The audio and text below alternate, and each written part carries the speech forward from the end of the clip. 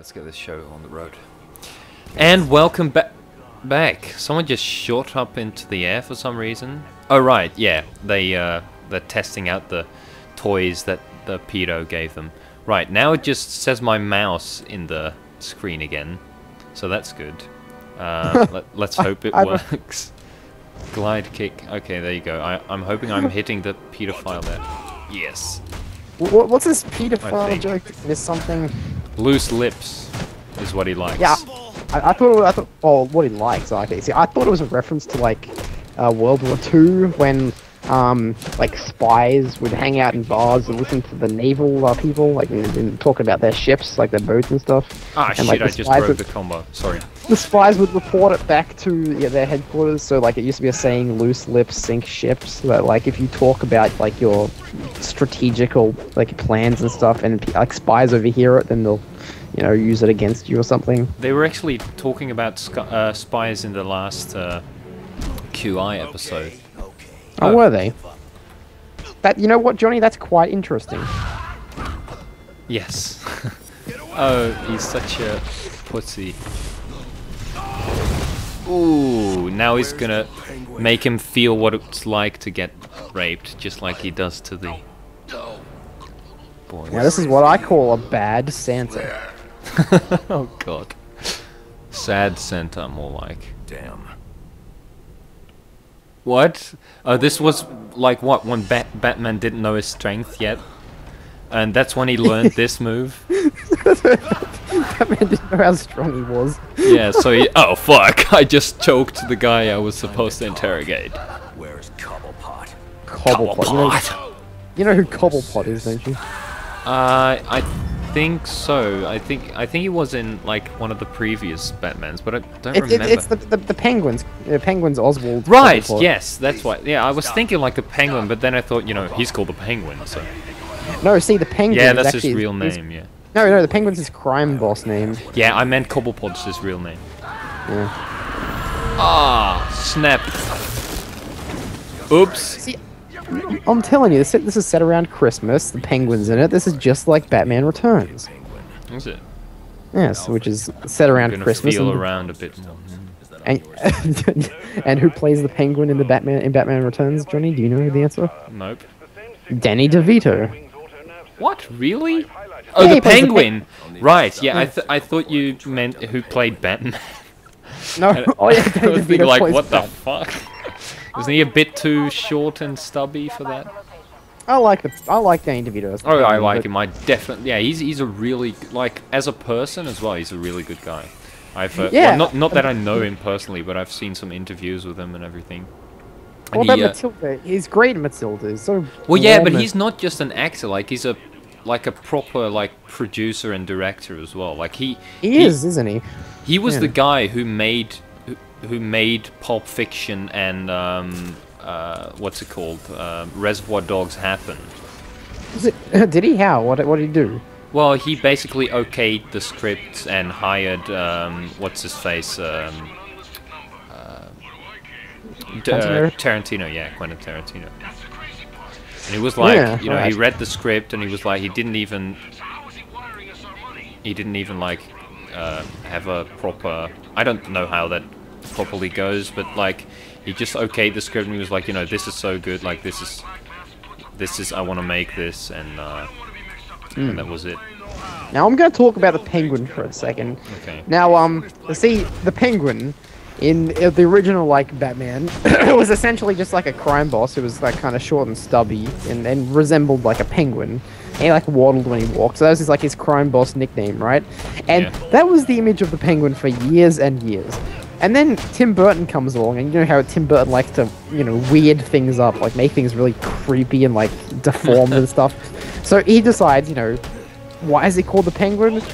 Not that he's a crime boss and his nickname is the Penguin because he's like kind of fat, but he literally has webbed fingers, has a hook nose, and eats fish. Yeah, That's but that why was Danny DeVito as well, though, right?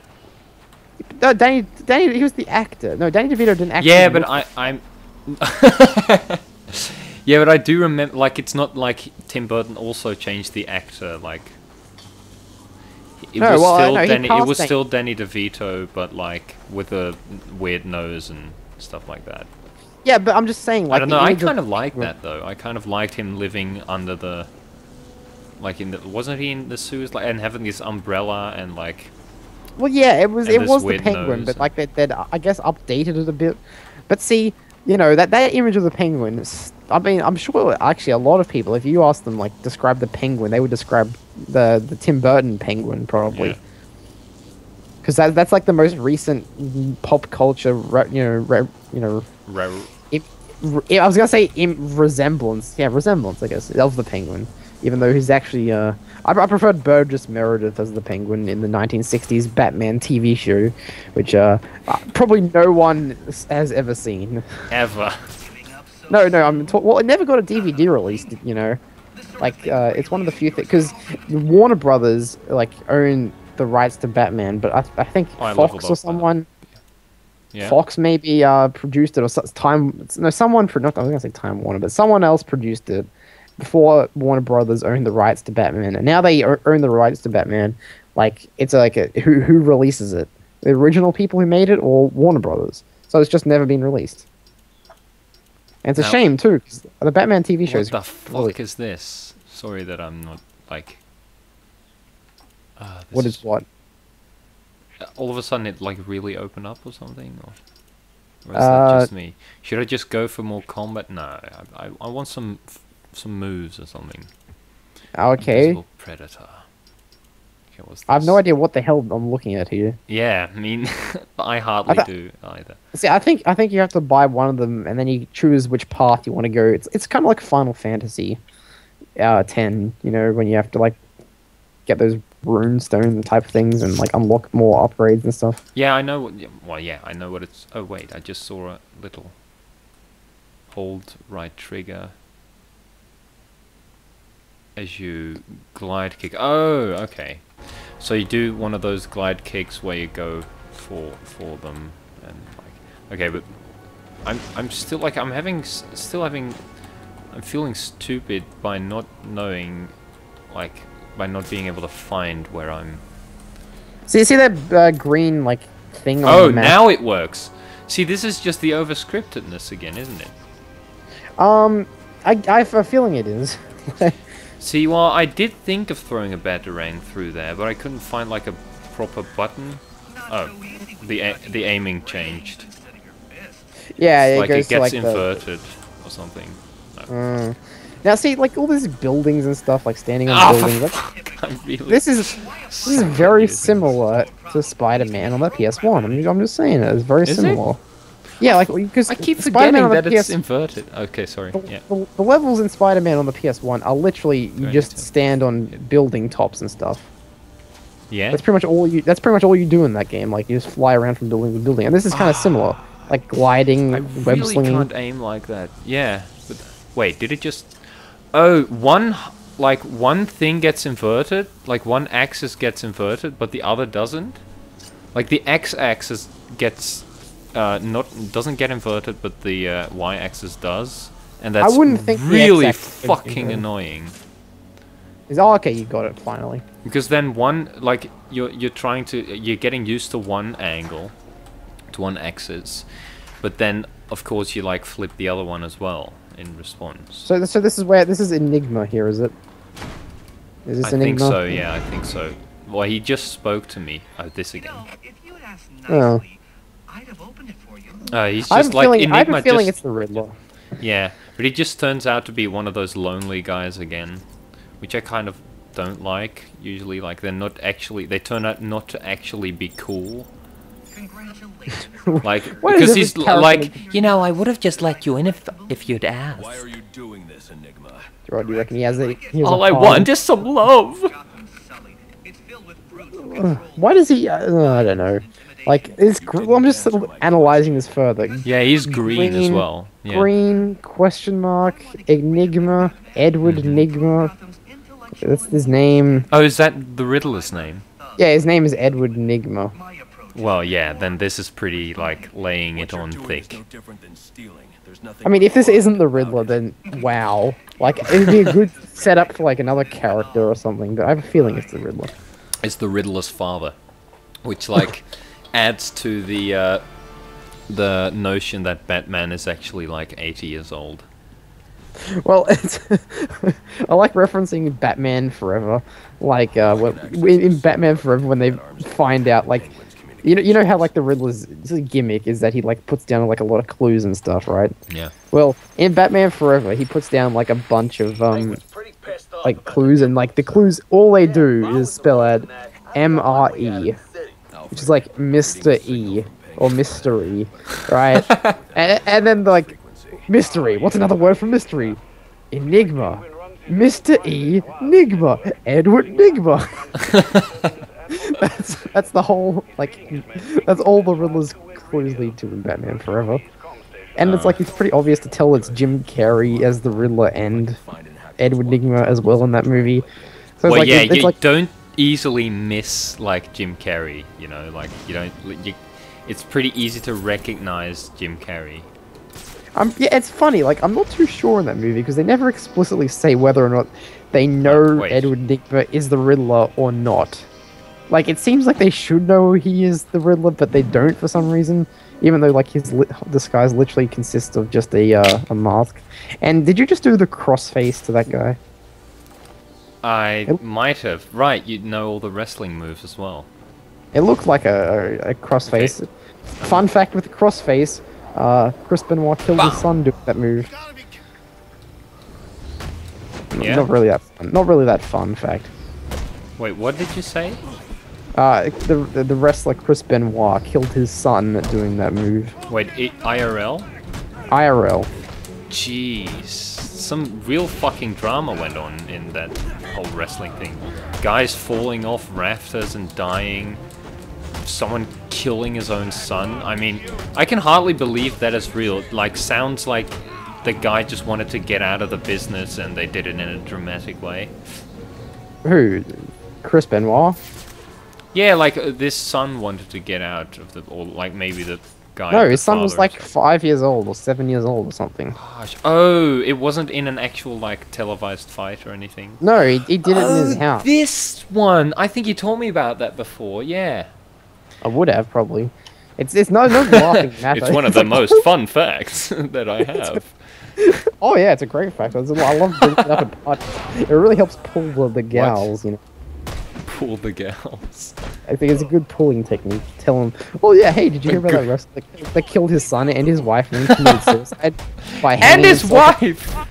He killed his wife. Fuck. See, he was on roid rage. Like he took steroids and he also like used to take a lot of like shots to the head because like one of his finishing maneuvers was that he would do like a flying headbutt move to his opponents, and he like he got it like they examined his brain like in an autopsy and it turned out like he had like the brain of like a 90-year-old Alzheimer patient. Monkey. He was about 40 years old or 37 years old or something. Gee, that's grim. It's grim. That's wrestling for you. See, now they're like saying, "Oh, attention, we need like help and stuff like that," but it's really about this. Like, some guy just beat up like a bunch of. But look at the snow as well. Like, it actually gets, you know, everywhere that we've been rolling around. It actually. I like that. Like I said before, like it makes an impression. It adds, I guess, a bit to the game, but I mean, it's still. I mean, it's all technical. It's all shallow in the end. It doesn't add anything to the gameplay at all. It's just like technical. Like, ooh, look what we can do without computers, you know? Yeah, and the thing is, like, they say it would add immersion, but it usually just makes it feel more like a film, and not immersive at all.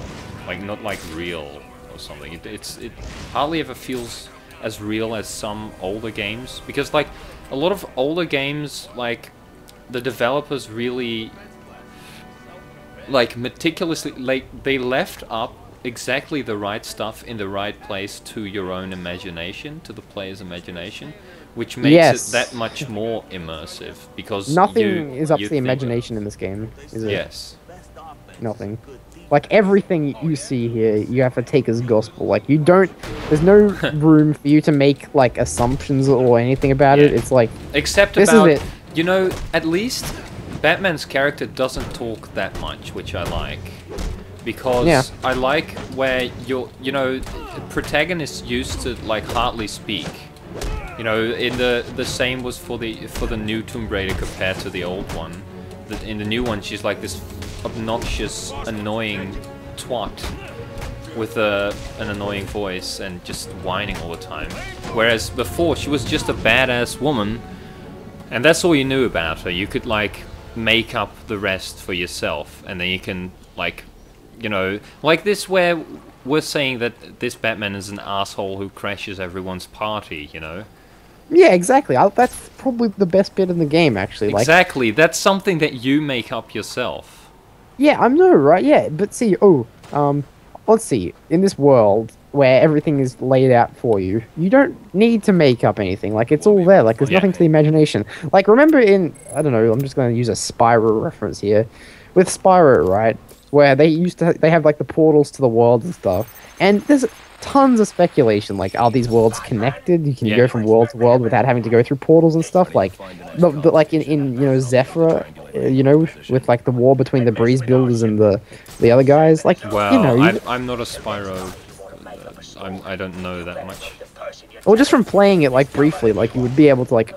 There's a lot of Oh yeah, I speculation, can like, gauge that there's, but that's actually one of the reasons that I like Spyro 1 best, What, because it's like empty? very. Empty. Yeah, I guess you could say empty, but it doesn't feel empty for that exact reason that I feel like it can sort of fill in the gaps or something. Ah, yeah, exactly. Filling in the gaps yourself. That's right, isn't it? Because that's what Spyro video 1 games has a are, lot of, isn't it? and it has that nice escapist feel where there's not a lot of characters that are talking to you. You're like sort of left up to your own devices, and you know, exploring these worlds where and like environments where you know, it's not about character development but pure gameplay or something, I guess. And you see like, whoa, and you're seeing new kinds of things or animals, but it's like walking around in like on like a deserted island with only animals or something, which is somehow like very like, I don't know, like a, I don't know what to call it, like a nice experience, like a deep, like a rewarding experience or something. I really like just walking around there without like being bothered by a bunch of like NPCs all the time. I know, yeah, it's like games are slowly, the transition between game and film is becoming smaller, and you know, the gap between the two is smaller and it smaller. is. I think it's been it's almost been erased now. Yeah. Like gap. everything is a film, or you know, it's like it's advertised as a film. It's like it's got, you know, art style like a film, like all. Whoa, like, fuck! Sorry. The story is Can like I drop the smoke pellet? back in the day. Let's look at Pac-Man, the arcade game. Pac-Man. What's the story in Pac-Man? Well, you know, I do like a good story. I'm not saying that story should be non-existent, but I'm saying prioritize gameplay and story comes second. Mario, for instance, has the most basic of storylines, but look at Super Mario Galaxy. That game, I would say I would like that game better than this, because that's just so fun, and like you said, NPCs aren't constantly bothering you. You're left up to your own devices to explore these places and stuff. Sure, it's a bit linear, but still, it's like, no, yeah. This guy doesn't even see that the guy next to him is being taken out. Well, they're skeletons. They don't have any eyes. Right. Yeah, but see, like, it's slowly, every game is a film. Like, GTA 5, okay, is a film. Yeah. But that's the thing as well, like, telling you like what you have to do all the time. That's the annoying thing, and like it all happens exactly like basically the developers already played the game for you, because they designed everything that you can do like exactly like they want it to be. Like it's been scripted for you, and then you know their motto is like, oh, choice. You know, you have choice. You can choose which way you want to play. But really, what you're choosing between is like three different linear paths, or like you have 3 different win buttons to see a different animation, but in the end it's still something that's been completely pre-designed. It's not Exactly. it's all choice but not freedom anymore. It's illusion of choice, is what you mean. And with that, I think isn't that the part? That's about 21 minutes, I will say. That's good. That's good part. let's end it here then. And this is actually the last thing that we need to like listen to, and then we can triangulate Penguin's position and get on his ass. Not in that Sweet. way. So you'll see that in the next part, I guess. And here's some more discussion.